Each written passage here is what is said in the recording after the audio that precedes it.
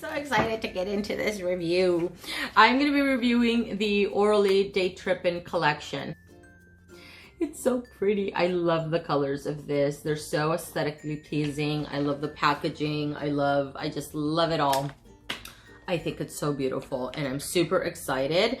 So this is the spring release for Orly this year. This is a 6-piece collection as per usual. When I saw this, it brought back a little bit of nostalgia because back in high school, my friends and we used to dress in 70s attire.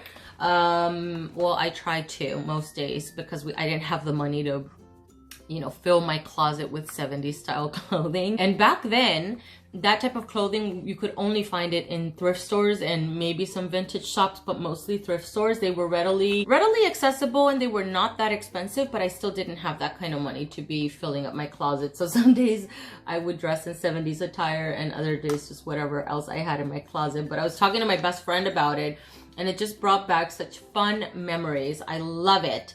I still actually have a vest that I wore in high school. I still wear it to this day. It doesn't close anymore, but I don't care. I still wear it. I was actually wearing it in a video. I'll link it up in the cards in case you guys are curious. I don't know. When I saw this collection, I thought, oh my God, beautiful colors, and then even the darker tones. I pulled up some pictures off of Google. I'll post them up on the screen because, I mean, you're thinking spring, you're not really thinking dark colors, or maybe you are, but these actually go very well with the rest of the colors. If you look at some 70s inspired patterns or clothing back then, they all go very well together. And these are all muted tones and they're all creams, by the way. This is going to be a bit of a shop my stash if you've seen my series in the past. So what I did is pulled out some alternatives that I already had in my collection. They're not dupes for any of the polishes, but they're options if in case you want to skip out on a particular color. Maybe you have one of these and you can bring it out and create, maybe do a little create your own collection inspired by all of these colors. Before I get into the review portion of the video, and now having done the editing, when I was doing the review and going like this,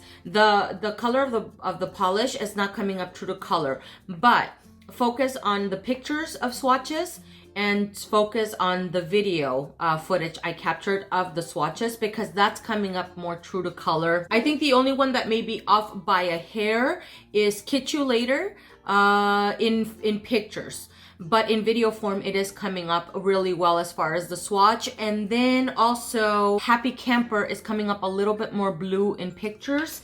In video though, I think it's coming up pretty accurate. It's coming up pretty accurate. So I just thought I would jump in here and mention that, just because I didn't realize how off it was coming up on camera. I'm gonna start with the first one in the lineup, which is Can You Dig It? And this one I believe is the one that they are labeling terracotta, and it's very beautiful. Love this on the nails. It had a really awesome formula. It was the best formulated polish in this collection for sure, because it only took one coat, which is crazy to me. Highly pigmented polish, looked beautiful on the nails. No fuss with this one. It was amazing. The two, oh, I already pulled them out. The two polishes that I pulled out that looked remotely close. There are no dupes. I'm not going to mention any dupes because I didn't have any dupes for any of these polishes. So I have Essie's In Stitches is an option.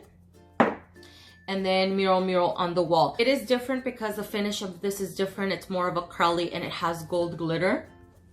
But if you want to skip out on that and you have this one, you could definitely bring it out and get a not a similar look either, because this one's a little bit more sheer and lighter and more orange leaning, but it is an option. I still wanted to mention it only because in the bottle it looks very close. Do you see that? But I want to say, if you want to stay along the same tones here, this one from Essie's the closest, only that it's deeper and it has a little bit more red in it. So Orly's Can You Dig It is in the middle, In Stitches from Essie, and then Mural on the Wall. Look at that. Kitsch You Later is the orange in the collection, and this one color wise I would describe it kind of in between a mandarin orange and an apricot. So a little bit more yellow than mandarin, but a little bit more red than an apricot, I would say. For the other two alternatives that I have here, this one is Soak Up the Sun from Essie, which I just mentioned in my yearly favorites because this color is awesome. It has a little bit, let's see. I feel like Kitsch You Later has a little bit more red in it. And then this one's called Joker's Wild from Revlon. Out of all three of them, I feel like this one, the one from Revlon, is the one that has the trickiest formula. And it also has a little bit more red than Kitsch You Later. So again, 3 coats for Kitsch You Later. Took a little bit of extra drying time, but it's pretty typical for a color like this, I've experienced. But Soak Up the Sun, I feel, dries a little bit faster, and it had an easier formula to work with. So just some thoughts there. When I opened this box here, these 4 drew me in, especially this yellow one, which is Here Comes the Sun. I love the name of all of these too. I think it's freaking great. So a color like this, maybe a couple years ago, a few years ago, would have been very unique, and it is still unique compared to all of the types of yellows that I have in this realm. Cream formula for this one also. Let's see, where's my swatch of that one? Here Comes the Sun. And I took pictures in low light, like under the deck area of the backyard, because it captured it really well. Although this does have a little brown, I feel like it leans the most yellow out of all of these colors right here. So let me put this up like this so you guys can see all of those there. And I'll show you guys a swatch on the nail wheel in just a moment. This is from Urban Outfitters, and it's called Golden Hour. This is Kitsch You Later. Do you see how much more yellow this leans? More like a honey. And actually this would be more like a saffron kind of yellow, I would describe it as. And then this is from China Glaze. This is Mustard the Courage. Look at how brown Mustard the Courage leans next to Orly's Here Comes the Sun. Cirque colors Urbanized. And then I have Orly's Here Comes the Sun again over here, so you guys can see it next to Urbanized. This one, out of all of the polishes that I'm mentioning here, I want to say it had the trickiest formula, and it's the least unique in the lineup. I think this is the one that they're considering a turquoise, so if they're going to call it a turquoise, I'm going to say this is like a pastel turquoise, but in reality, to me, this is a mint. And I had so many options available, even more up here, but I try to leave out a lot of the green leaning mints because this is more of a blue leaning mint. And in my pictures, it kept wanting to pull a little bit more blue. And although it looks a little bit more of a blue leaning mint in the bottle, on me and on my nails, it pulled a little bit more green, funny enough. Formulation wise, this is a cream. It takes 3. If I'm not careful, it could require a 4th coat. I do have ridges on my nails though, so if you don't have that kind of issue, then you may get it opaque at just 3 coats. What I found about this one, because some of these have a thinner formula, like Kitsch You Later and Here Comes the Sun, they were a little bit thinner, but Orly's brushes are now very wide, and they've been, I think, for the last year, maybe, I think it's been like the last year or so. So they tend to pick up a lot of polish, and so it can cause some flooding on the nails, on the cuticles and the sides of the nails. This one though, not only is it a little bit more sheer, it was the thinnest in consistency, so I had so much flooding even after removing a lot of the polish off of the brush, which is crazy. So it's not a color that I would personally recommend, but that's just me. I think there's better mints that are formulated out on the market, and quite frankly, every brand makes a color like that. These 4 colors right here. This one from Wet n Wild has an opaque packaging, so but you get the gist of the color with the little sticker there, the label. One Polished Pony from China Glaze. Tricky formula for this one though. It takes 3 coats. It takes a longer time to dry, I find, and it's still on the thicker side. But this one has a little shimmer going on in it. Pretty Piece from Wet n Wild came the closest in color. I'll show you guys on my little swatch wheel. And then I also have a Breakfast at Tiffanys. So I also wanted to bring out these 2, although not the same. I think most people are familiar with these 2 polishes, just so that you guys can see them side by side. This is Mint Candy Apple from Essie. Look at how much more blue it leans. It almost makes Mint Candy Apple look like a baby blue, like pastel kind of blue. And it brings out the green in Happy Camper. This cost me a mint from OPI, which leans more green, has a little bit more yellow in it. So this is the Orly polish, Happy Camper. This one is Breakfast at Tiffanys from Wet n Wild. China Glaze, One Polished Pony. And then this one is called Pretty Piece. Let me back up a little bit, maybe it'll, so you guys can see. And then this one, when I saw it, I thought to myself, gosh, they just came out with a color very similar. This one is called Let the Good Times Roll. And it's also a cream. Really great formula though. 2 coats for this one. It applies a little sheer on the first application, but by 2nd coat, it it completely gets opaque. I thought though it was going to be the same or very, very close to the one in the fall collection, but it leans more blue. So this is Sagebrush, which just came out in their fall collection.